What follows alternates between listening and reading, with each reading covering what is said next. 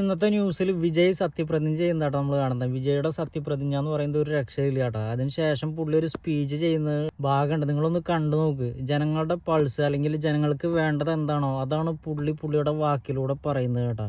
പറയുക മാത്രമല്ല, അത് ഞാൻ ചെയ്ത് കാണിക്കുന്നതും കൂടെ പുള്ളി പറയുന്നുണ്ട്. അപ്പോൾ എന്തായാലും ഗുഡ് ഗവർണൻസ് കാഴ്ചവെക്കാൻ പറ്റട്ടെ, നമുക്കൊന്ന് കണ്ടു നോക്കാം. யாரையாவது போய் ஏதாவது சந்திக்கணும் அப்படின்னா இந்த மூஞ்ச மூடிக்கிட்டு போய் சந்திக்கிறதோ,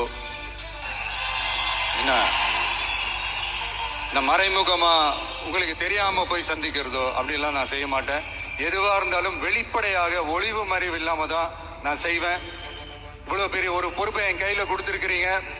அதே நேரத்தில் எனக்கு கொஞ்சம் அவகாசமும் நீங்க கொடுக்கணும்னு நான் ரிக்வெஸ்ட் பண்ணி கேட்டுக்கிறேன். நான் சொன்னதையெல்லாம் படிப்படியா நிறைவேற்ற நான் ட்ரை பண்ணுவேன், நிறைவேற்றுவேன். அதே நேரத்தில் எனக்கு கொஞ்சம் அவகாசம் கொடுத்தீங்கன்னா எனக்கு கொஞ்சம் உதவியாகவும் ஒத்துழைப்பாகவும் இருக்கும். இது உங்களுடைய ஆட்சி. பெண்கள் பாதுகாப்பை ரொம்ப ஸ்ட்ரிக்டா வச்சிருப்பேன்.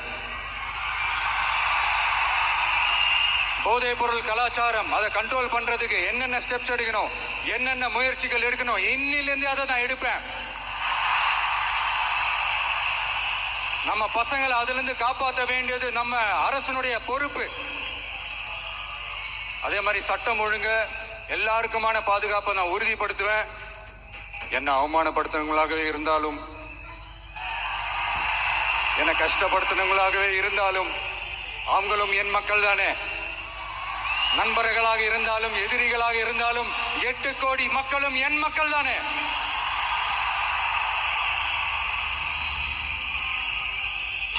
நான் முன்னாடியே சொன்ன மாதிரி மக்கள் பணத்துல இருந்து ஒரு பைசா கூட நான் தொட மாட்டேன். எனக்கு அது அவசியமும் இல்லை. அது உங்களுக்கு நல்லாவே தெரியும். இந்த விஜய் தப்பு பண்ண மாட்டான், தப்பு பண்ணவும் விட மாட்டான். அது யாராக இருந்தாலும் சரி, என்னோட கவர்மெண்ட்ல என் கூடவே இருக்கிறவங்களாகவும் சரி விட மாட்டான்.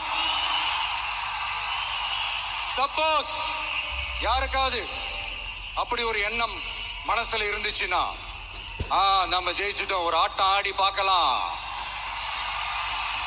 அப்படின்ற எண்ணம் யாருக்காவது இருந்துச்சுன்னா இப்பவே இந்த நிமிஷமே அதை எரேஸ் பண்ணிருங்க. இந்த பக்கம் ஒரு சென்டர், இந்த பக்கம் ஒரு பவர் சென்டர், அங்க ஒரு பவர் சென்டர், அதெல்லாம் கிடையவே கிடையாது. இப்பவே சொல்லிடுறேன்.